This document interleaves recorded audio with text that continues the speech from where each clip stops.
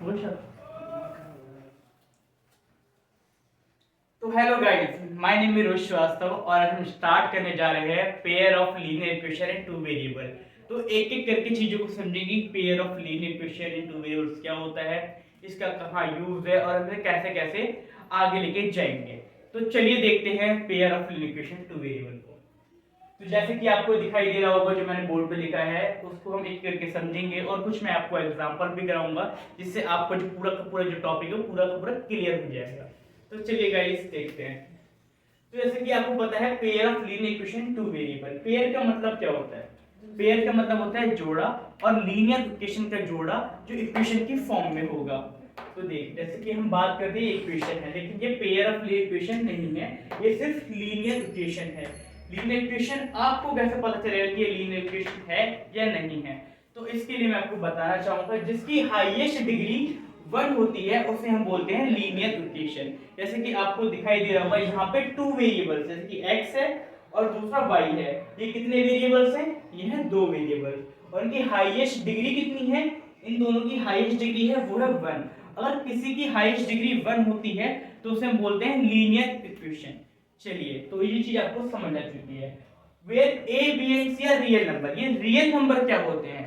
Real number हम उन्हें बोलते हैं जो 0, 1, 2, -1, -2, -3, जितने भी नेगेटिव, पॉजिटिव एंड जीरो, ये सारे के सारे हमारे होते हैं रियल नंबर।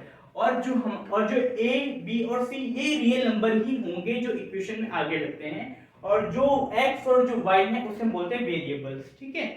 तो दूसरी बात आपको ये भी जाननी चाहिए कि जो अगर हमारी जो इक्वेशन है, लीनियर इक्वेशन जो हमारी है, उसमें a और जो b है वो जीरो नहीं होना चाहिए। अगर वो जीरो हो गया तो हमारी इक्वेशन पूरी की पूरी गलत हो जाती है।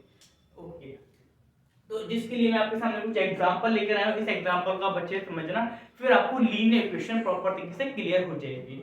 जैसे आपको यहाँ पे दिखाई दे रहा होगा 2x + 3y - 6 = 0। क्या ये लीनियर इक्वेशन है? जी हाँ, ये लीनियर इक्वेशन है, क्योंकि इनकी जो वेरिएबल्स की जो हाईएस्ट डिग्री है वो कितनी है? वो है 1। तो देखिए, तो हम आपके सामने ग्राफिकली मैं इसको रिप्रेजेंट करके दिखाऊंगा कि ये लीनियर इक्वेशन है या पेयर में नहीं है, हम सब देखते हैं। तो जैसे मैंने x की वैल्यू इसको लेट करके माना 0, ठीक है। तो x की वैल्यू क्या है? 0, तो मैंने x की जगह क्या रख दिया? 0 रख दिया। प्लस 3y मैथ से इक्वल टू 0। आपको पता है अगर किसी की मल्टीप्लाई 0 से होती है पूरा का पूरा 0 बन जाता है। 3y इक्वल टू में 6, और 3 को अगर आप 6 से डिवाइड करोगे तो y की वैल्यू आपकी कितनी आ जाएगी? y की वैल्यू आपकी आ गई 2। और जरूरी नहीं होता कि हम हमेशा लेट करें x को ही, आप कभी कभार लेट y को भी कर सकते हो। तो जिसी तरह हमने अपने अगली क्वेश्चन में ही y की वैल्यू 0 पुट करी है। देखिए, y की वैल्यू मैंने 0 माना, तो मैंने y के स्थान पे 0 पुट कर दिया। तो 2x + 3 की मल्टीप्लाई अगर मैं 0 से कराऊंगा तो आपको पता है वो पूरा का पूरा 0 हो जाता है। तो 2x = 6। तो यहाँ पे x की वैल्यू कितनी आ गई? यहाँ पे x की वैल्यू आती है 3, तो आपके सामने x की वैल्यू 3 आ गई। अब हम इसको ग्राफिकली रिप्रेजेंट करके दिखाएंगे क्या ये लीनियर इक्वेशन की फॉर्म में है या नहीं। तो चलिए देखते हैं। मैंने आपके सामने ग्राफ भी बना रखा है। यहाँ पे जैसे x की वैल्यू कितनी है? यहाँ पे x की वैल्यू है 0, और y की वैल्यू कितनी आई है? y की वैल्यू आई है 2। तो y हमारा कहाँ होगा? y हमारा होगा इस कोऑर्डिनेट पे। और दूसरी ओर हम चलते हैं, जैसे x की वैल्यू क्या है हमारी? x की वैल्यू है 3, तो इसे बोलते हैं x एक्सिस। तो हमारी x की वैल्यू 3 है, और y की वैल्यू कितनी है? y की वैल्यू हमारी है 0। तो जब मैंने x के 0 और 2 और सेकंड वाले के 3 और 0 को जब मैंने मीट कराया, तो एक आपको स्ट्रेट लाइन दिखाई दी। स्ट्रेट लाइन आपको दिखाई दी, तो जिसके कारण आपको समझ आए कि हाँ लीनियर इक्वेशन है। जब भी कोई भी फॉर्म लीनियर इक्वेशन की फॉर्म में होगी तो आपको दिख जाएगा कि भाई स्ट्रेट लाइन को ही फॉलो करती है। तो आपको लीनियर इक्वेशन का कॉन्सेप्ट पूरा क्लियर हो चुका होगा। अब हम चलते हैं अपने pair of linear equation two variable की ओर। चलिए, तो जैसे कि आपको पता है पेयर का मतलब क्या होता है? पेयर का मतलब होता है जोड़ा। जैसे कि हमारे सामने लीनियर इक्वेशन के दो इक्वेशंस हैं, a1x1 + b1y1 + c1 = 0। दूसरा a2x2 + b2y2 + c2 = में 0।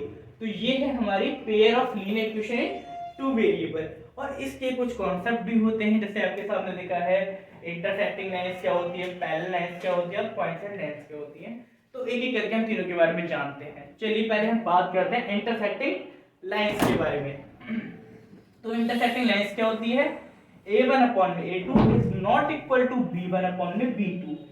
अब ये इसका मतलब क्या होता है कि a1 अपॉन में a2 but not equal to b1 upon में b2। इसका मतलब होता है कि यहाँ पर जो लाइन है वो आपस में इंटरसेक्ट करेगी। जैसे कि आपको दिखाई दे रहा होगा कि दो लाइन आपस में क्या कर रही है, दो लाइन आपस में इंटरसेक्ट कर रही है। तो इंटरसेक्ट अगर कोई लाइन करती है तो उसके अंदर कितने पॉइंट्स बनते हैं, कितने सॉल्यूशन आते हैं, उसके अंदर आएगा सिर्फ वन सॉल्यूशन, क्योंकि यहाँ पे जो लाइन है वो एक बार ही मीट कर रही है।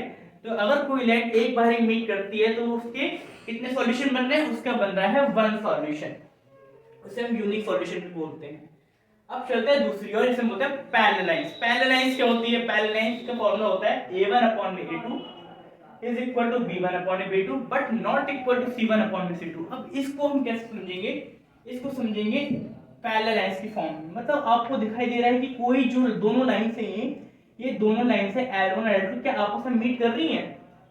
जी नहीं, ये आपस में मीट नहीं कर रही। अगर ये आपस में मीट नहीं कर रही तो ये इसके कितने सॉल्यूशन बनेंगे? हमने बताया था कि दो लाइंस को कहीं ना कहीं मीट करना चाहिए, तभी जाके आपका यूनिक सॉल्यूशन या बहुत सारे सॉल्यूशन बनते हैं। लेकिन ये दो लाइन जो है वो तो आपने मीट ही नहीं कर रही, तो इसके कितने सॉल्यूशन होंगे? इसके होंगे नो सॉल्यूशन, मतलब एक भी सॉल्यूशन नहीं आएगा। अब चलते हैं अपने तीसरी इक्वेशन की ओर, इसमें बोलते हैं कोइंसाइड लाइन। ये कोइंसाइड लाइन जो है वो बहुत ज्यादा इंटरेस्टिंग है, क्योंकि कभी कभार क्या होता है एक लाइन जो है उसी के ऊपर दूसरी लाइन भी आती है, इसे बोलते हैं कोइंसाइड लाइन।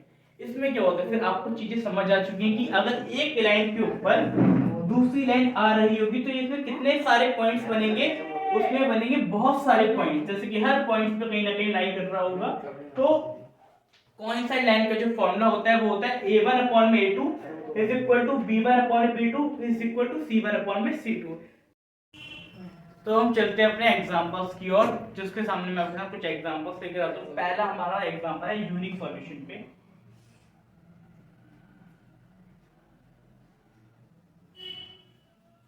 यूनिक सॉल्यूशन,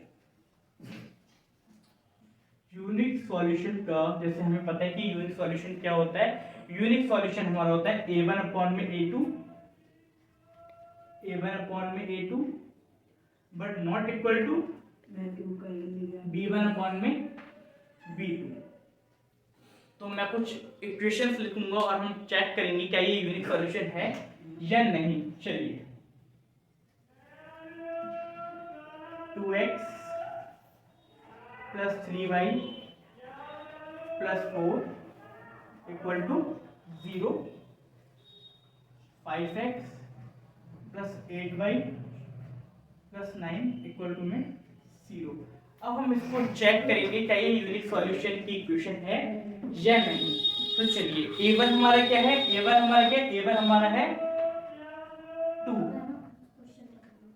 और b1 हमारा क्या है, b1 हमारा है 3 और c1 हमारा क्या है, c1 हमारा है 4 और दूसरा a2 हमारा क्या है, a2 है हमारा 5 और b2 हमारा क्या है, b2 हमें दे रखा है 8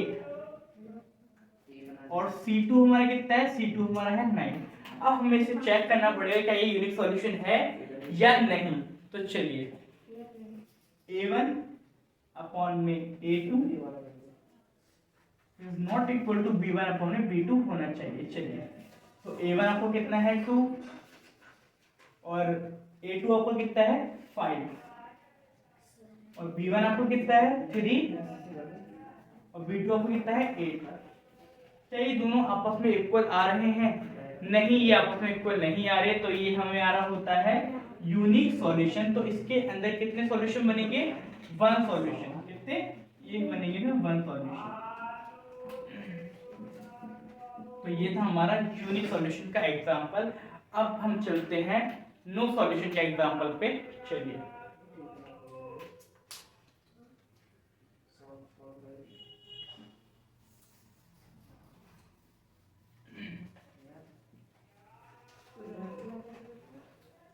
अब बात करते हैं नो सॉल्यूशन का। जैसे बोला नो सॉल्यूशन का फॉर्मूला क्या होता है, नो सॉल्यूशन का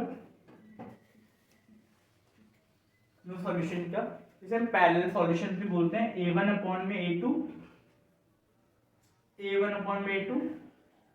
is equal to b1 upon में b2 but not equal to c1 upon में c2। ठीक है, अब मैं आपके सामने कुछ इक्वेशन लिखूंगा। 2x plus 4y plus 8 equal to 0। ठीक है, 3x प्लस का 6y इक्वल टू में 9 इक्वल टू में 0। चलिए, तो a1 हमारा क्या है? a1 हमारा है 2, b1 हमारा क्या है? b1 हमारा है 4 और c1 हमारा क्या है? वो है 8। दूसरा a2 हमारा क्या है? a2 हमारा है 3 और b2 हमारा कितना है? वो है 6 और c2 हमारा कितना है? c2 हमारा है 9। तो हम अपने फॉर्म पे चलकर मैच करते हैं। a1 की वैल्यू कितनी है? a1 की वैल्यू है 2 और a2 की वैल्यू कितनी है? 3 इक्वल टू b1 की वैल्यू कितनी है? 4 और b2 की वैल्यू कितनी है? b2 की वैल्यू है 6 और c1 की वैल्यू कितनी है? 8 और c2 की वैल्यू है 9। क्या ये कट रहा है? ये एक ही टेबल से जा रहा है 2 बारी पे 3 बारी पे। तो इसका सॉल्यूशन है 2/3 equal to 2/3 but not equal to c1/c2। तो इस सॉल्यूशन को हम बोलेंगे नो सॉल्यूशन। ठीक है, और इसके कितने सॉल्यूशन बन रहे हैं आपको पता है? एक भी सॉल्यूशन नहीं बन रहा क्योंकि कोई भी जो लाइन है आपस में इंटरसेक्ट नहीं कर रही। तो इसके नो सॉल्यूशन वाली इक्वेशन ये है। अब हमारी जो लास्ट इक्वेशन है उसका नाम है कोइंसाइड। अभी कोइंसाइड लाइंस क्या होती हैं उस पे चलते हैं। चलिए कुछ एग्जांपल देखते हैं इसके भी। कोइंसाइड लाइंस क्या होती हैं? कोइंसाइड लाइंस और इसका फॉर्मूला हमें पता है क्या होता है? a1 अपॉन में a2 is equal to b1 upon में b2 is equal to c1 upon में c2। a1 अपॉन में a2 is equal to b1 upon में b2 is equal to c1 upon में कॉन्स्टेंट लेंस की ओर चलिए। तो 2x प्लस 4y प्लस का 6 इक्वल टू में 0।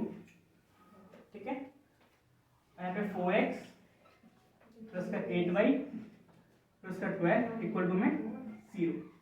अब हम इसको चेक करेंगे अपने फॉर्मूले में क्या ये कौन सा लाइंस आ रही है या नहीं आ रही। चलिए, तो a1 की वैल्यू कितनी है हमारी? a1 की वैल्यू हमारी है 2 और b1 की वैल्यू हमारी कितनी है? वो है 4 और c1 की जो वैल्यू हमारी कितनी है?